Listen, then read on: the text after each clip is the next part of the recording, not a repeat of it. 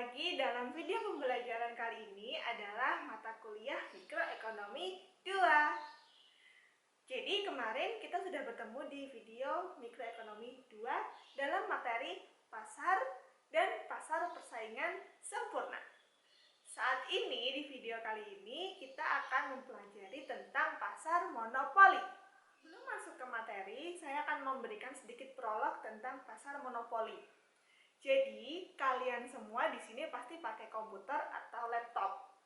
Nah, komputer atau laptop itu pasti menggunakan sistem operasi Windows. Ketika Microsoft pertama kali merancang Windows belasan tahun yang lalu, perusahaan tersebut memohon untuk membuat hak cipta kepada pemerintah. Dan ternyata hak cipta itu diberikan. Nah, hak cipta inilah yang memberikan Microsoft hak eksklusif untuk membuat dan menjual salinan dari sistem operasi Windows. Nah, makanya ketika seseorang ingin menggunakan perangkat lunak Windows, maka seseorang itu tidak punya pilihan lain selain memberikan atau membayarkan sejumlah uang kepada pihak Microsoft. Nah, disinilah Microsoft itu bisa kita sebut sebagai monopoli. Keputusan bisnis yang dibuat oleh Microsoft ini tidak dapat dijelaskan dengan baik oleh model perilaku perusahaan yang sebelumnya sudah pernah kita bahas, yaitu pasar persaingan sempurna. Lalu, definisi monopoli itu apa sih? Monopoli adalah suatu bentuk pasar di mana di dalam industri itu hanya ada satu perusahaan yang beroperasi atau menghasilkan produk, dan produk yang dihasilkan tidak memiliki pengganti yang sempurna. Nah, pasar monopoli itu juga mempunyai ciri-ciri seperti layaknya pasar persaingan sempurna di video sebelumnya. Ciri-ciri dari pasar monopoli yang pertama adalah dalam sebuah industri hanya terdapat satu perusahaan. Jadi tidak ada perusahaan pesaing lainnya yang serupa. 2.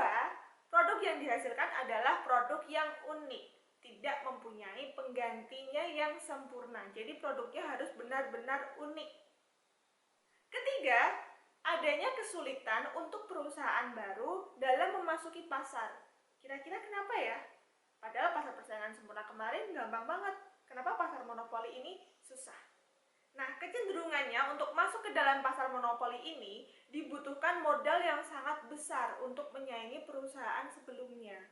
Dan biasanya sumber daya yang ada itu sudah dikuasai oleh perusahaan sebelumnya.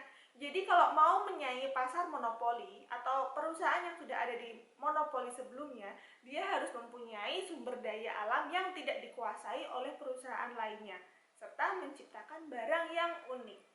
Yang keempat, ketika kemarin di pasar persaingan sempurna, penjual atau perusahaan adalah sebagai price taker, sedangkan dalam pasar monopoli, perusahaan adalah sebagai price maker. Jadi, dalam pasar monopoli, perusahaanlah yang menentukan harganya. Dan yang terakhir, promosi iklan cenderung tidak diperlukan dalam pasar monopoli. Kenapa? Karena semua orang dinyatakan butuh dan hanya ada satu perusahaan di dalamnya. Jadi, ingat ya, perusahaan itu bisa dikatakan sebagai perusahaan monopoli atau dia ada di dalam sebuah pasar monopoli jika dia adalah satu-satunya perusahaan yang dapat menghasilkan produk tersebut, menghasilkan barang atau jasa tersebut, dan barang atau jasa tersebut tidak ada substitusinya yang sempurna. Lalu penyebab yang paling mendasar dari munculnya monopoli adalah hambatan untuk memasuki pasar. Suatu monopoli akan terus menjadi pemain tunggal di pasarnya itu karena perusahaan-perusahaan yang lainnya tidak mampu masuk ke pasar dan bersaing dengan perusahaan yang sudah ada sebelumnya. Karena apa? Karena terhalang oleh modal. Namun sebetulnya ada 3 hal utama yang menjadi hambatan untuk masuk ke dalam pasar monopoli. Yang pertama adalah monopoli atas sumber daya. Nah, cara ini adalah cara yang paling sederhana bagi perusahaan untuk menjadi seorang monopolis di dalam pasar. Yang kedua adalah monopoli yang diciptakan oleh pemerintah. Dalam berbagai kasus, monopoli terjadi karena pemerintah itu sendiri. Kok bisa? Karena pemerintah itu telah memberikan hak eksklusif kepada seseorang atau kepada perusahaan untuk menjual barang atau jasa tersebut. Seringnya monopoli terjadi karena hasil dari pengaruh politik yang dimiliki oleh calon monopolis. Dalam kasus ini, hak paten dan juga hak cipta adalah dua contoh paling penting. Dampak dari hak paten dan juga hak cipta dapat dilihat dengan sangat mudah. Oleh karena aturan tersebut memberikan kekuasaan kepada suatu produsen untuk memonopoli pasar, maka harga barang yang diproduksinya juga akan jauh lebih tinggi daripada seandainya barang tersebut dijual di dalam pasar kompetitif. Nah, tapi dengan diizinkannya si monopolis ini untuk menjual barangnya dengan harga yang jauh lebih tinggi dan mengambil banyak keuntungan, bisa saja ada beberapa hal-hal yang diinginkan itu memang terjadi. Lalu yang terakhir adalah monopoli alamiah. Suatu industri disebut sebagai monopoli alamiah jika suatu perusahaan dapat menyediakan barang atau jasa pada seluruh masyarakat atau seluruh pasar yang membutuhkannya dengan biaya yang lebih murah daripada satu atau dua perusahaan yang lainnya. Tahu nggak kalian, selain 3 hal yang tadi sudah saya sebutkan, ada cara lain bagaimana monopoli itu bisa terbentuk. Dan itu ternyata sudah pernah kita mainkan, sudah pernah kita lakukan bahkan sedari kita kecil. Ada yang tahu gimana caranya dan ada yang tahu nggak gimana bentuk permainannya? Yap, betul, permainan monopoli. Sesuai dengan topik kita pada video kali ini. Kalau kalian analisis, permainan monopoli ini mensiratkan bagaimana pasar monopoli itu terbentuk, bagaimana seorang monopolis itu terjadi. Kok bisa sih? Coba kita analisis yuk. Jika kalian analisis dari awalnya permainan monopoli ini dilakukan oleh banyak orang. Kita anggap saja sebagai banyak perusahaan. Nah, seiring berjalannya waktu, seiring berjalannya permainan, ada beberapa orang atau bahkan satu orang, dua orang yang dia itu hanya bisa membeli seluruh komplek yang ada di dalam permainan monopoli. Hal itu juga terjadi di dalam pasar monopoli. Di antara banyaknya perusahaan yang berdiri bersamaan, paling tidak hanya ada satu atau dua perusahaan yang dia itu bisa menguasai sumber daya yang ada. Lalu lama-kelamaan, si pemain yang tadinya memiliki banyak lahan ini, dia akan semakin kaya. Tapi si pemain dari monopoli ini yang dia tidak memiliki banyak lahan, dia justru akan semakin miskin. Karena tiap kali berhenti di petak si monopolis ini ya, di petak si lawannya itu, dia harus membayar kepada yang memiliki lahan. Gitu kan konsep permainan monopoli? Nah, itu juga terjadi di dalam pasar monopoli. Ketika si yang pemonopoli ini, dia yang sudah memiliki banyak modal ini, dia akan cenderung semakin kaya karena dia mempunyai sumber daya yang ada. Sedangkan perusahaan lain yang tidak memiliki kekuasaan atas sumber daya itu, ketika ingin menggunakan sumber daya itu, dia harus membayarnya kepada si yang memiliki. Akhirnya, si yang tadi mempunyai sumber daya ini, dia akan semakin kaya, sedangkan yang tidak punya akan semakin miskin. Lalu dalam permainan monopoli, ketika si yang semakin miskin ini sudah tidak memiliki modal untuk berkembang atau untuk membayar dan membeli lahan yang lainnya, maka si yang kaya ini, si pemain yang tadi memiliki banyak lahan, dia bisa mengakuisisi pemain yang tidak memiliki uang tadi. Pada akhirnya, satu perusahaan atau satu pemain tersingkir, bergabunglah dengan pemain yang lain. Hal itu juga terjadi loh di pasar monopoli.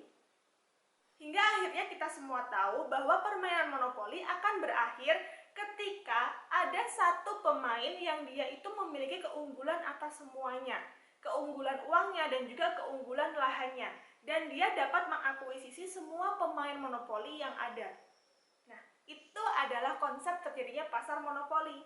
Ketika seluruh perusahaan sudah tidak dapat menyaingi satu perusahaan ini, maka satu perusahaan ini yang akan berjaya di antara seluruh perusahaan yang ada. Seluruh perusahaan yang tadinya berdiri bersama, itu akan diakuisisi oleh satu perusahaan ini. Nah, disinilah terjadi monopoli. Kalian nggak nyangka kan? Ternyata permainan masa kecil kita itu mengisyaratkan suatu materi, yaitu terjadinya pasar monopoli. Nah, mungkin kalian ada yang tahu lagi gimana monopoli ini terbentuk. Selain beberapa cara yang sudah saya sampaikan, bisa tulis di kolom komen. Nah, kalau membicarakan sebuah industri dan juga perusahaan, kita juga pasti akan membicarakan keuntungannya. Lalu, bagaimana seorang monopolis itu menentukan keuntungannya?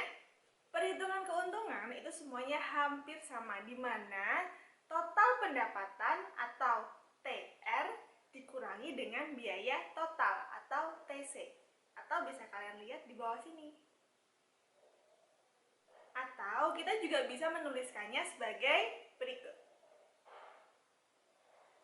TR per Q adalah pendapatan rata-rata yang sama dengan harga atau P.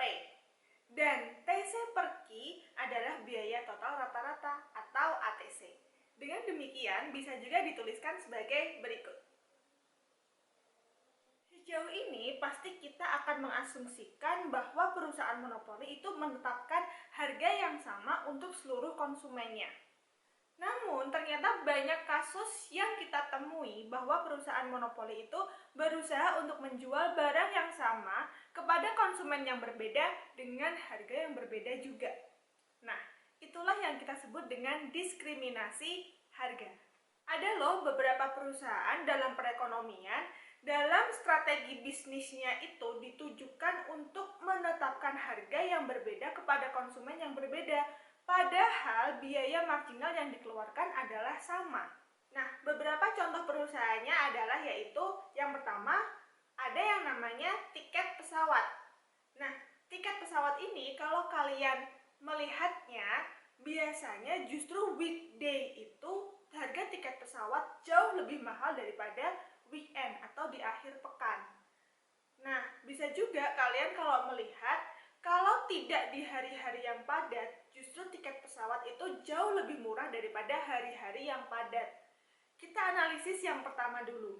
Kenapa di hari biasa atau di weekday, harga tiket pesawat itu jauh lebih mahal daripada ketika di weekend, apalagi dengan promo harus menginap di kota tujuan. Di sini, perusahaan tiket pesawat itu pasti sudah mengidentifikasi atau sudah menganalisis bahwa orang-orang yang pergi ketika dia weekday adalah dia yang urusan pekerjaan. Sedangkan dia yang pergi ketika weekend, dia adalah yang memang berniat untuk libur atau bisa jadi bukan seorang pekerja.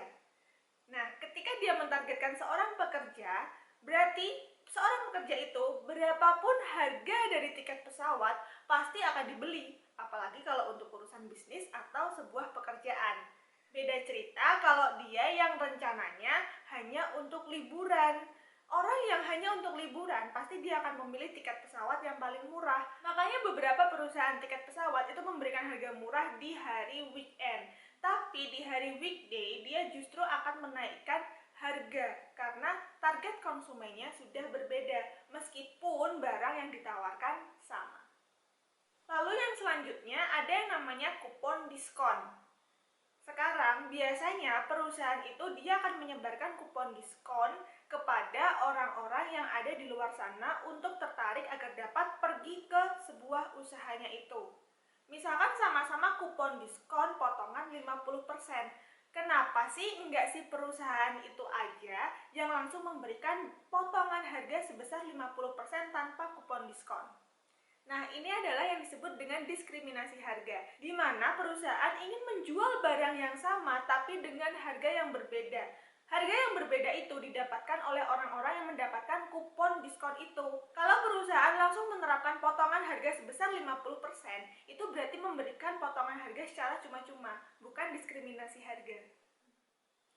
Sekarang kita telah melihat bahwa monopoli itu berlawanan dengan pasar persaingan sempurna, yaitu gagal untuk mengalokasikan sumber daya yang ada. Pasar monopoli cenderung mengeluarkan barang yang lebih sedikit daripada yang diinginkan secara sosial.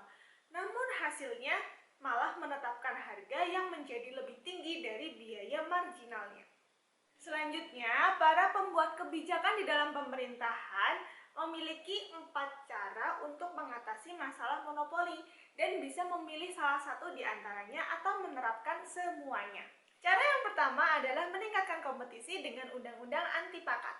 Cara yang kedua adalah menetapkan regulasi untuk seluruh monopolis. Yang ketiga adalah kepemilikan publik. Dan yang keempat adalah tidak melakukan apa-apa. Nah, setelah menyaksikan video ini, kalian pada akhirnya tahu tentang pasar monopoli. Sekarang, bagaimana tanggapan kalian tentang keberadaan pasar monopoli? Ataukah lumrah atau menyalahi aturan? Tepat, monopoli sebenarnya adalah sesuatu hal yang sangat lumrah. Sebenarnya dalam pasar, kebanyakan perusahaan itu memiliki kendali atas harga barang mereka sendiri. Jadi perusahaan itu tidak dipaksakan untuk mengubah harga pasar karena barang yang mereka hasilkan itu jelas berbeda. Kalau kita membicarakan pasar monopoli, sebenarnya sangat jarang perusahaan yang memiliki kekuatan monopoli secara kuat. Karena kalau kalian pikir secara logika, jenis barang yang benar-benar unik dan tidak ada barang substitusinya secara sempurna itu sangat jarang. Kebanyakan dari mereka pasti memiliki barang substitusi yang meskipun tidak sama persis tapi kegunaannya mirip. Seperti contohnya, di Indonesia pasar monopoli bisa kita contohkan sebagai PT Kereta Api atau PT KAI, di mana PT KAI adalah satu-satunya perusahaan yang mengelola kereta api di Indonesia. Namun di sini keberadaan PT KAI sebenarnya bukan merupakan monopoli yang sempurna atau monopoli yang kuat. Kenapa? Meskipun kereta api tidak memiliki barang substitusi yang sempurna, tapi kereta api memiliki barang substitusi yang mirip kegunaannya. Kereta api kegunaannya apa sih? Transportasi umum, bukan? Nah, barang substitusi yang bisa menggantikannya adalah misal seperti bis, perusahaan travel, pesawat terbang, dan masih banyak yang lainnya yang menyediakan transportasi umum atau jasa transportasi. Jadi, PT Kereta Api merupakan sebuah perusahaan monopoli karena hanya dia satu-satunya yang mengelola kereta api di Indonesia. Tapi bukan merupakan perusahaan monopoli yang memiliki kekuasaan kuat atas jasa transportasi. Lalu pada akhirnya, dapat disimpulkan kekuatan monopoli adalah masalah tingkatannya. Benar adanya bahwa banyak perusahaan yang memiliki kekuatan monopoli. Juga benar adanya bahwa kekuatan monopoli itu tidak sepenuhnya kuat atau kekuatan monopoli itu hanya terbatas. Nah, makanya pada kasus ini tidak salah jika kita mengasumsikan bahwa perusahaan-perusahaan itu sebenarnya beroperasi dalam pasar persaingan meskipun ini tidak persis terjadi. Nah, itu tadi teori tentang pasar monopoli yang perlu kalian ketahui.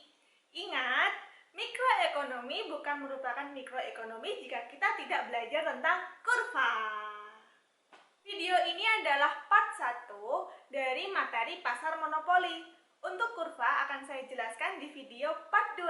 Dan terima kasih sudah menyaksikan video pembelajaran mikroekonomi 2 pada kali ini. Kita akan bertemu lagi di video-video saya selanjutnya.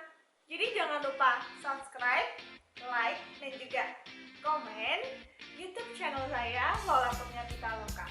Kita bertemu di video selanjutnya. Bye-bye!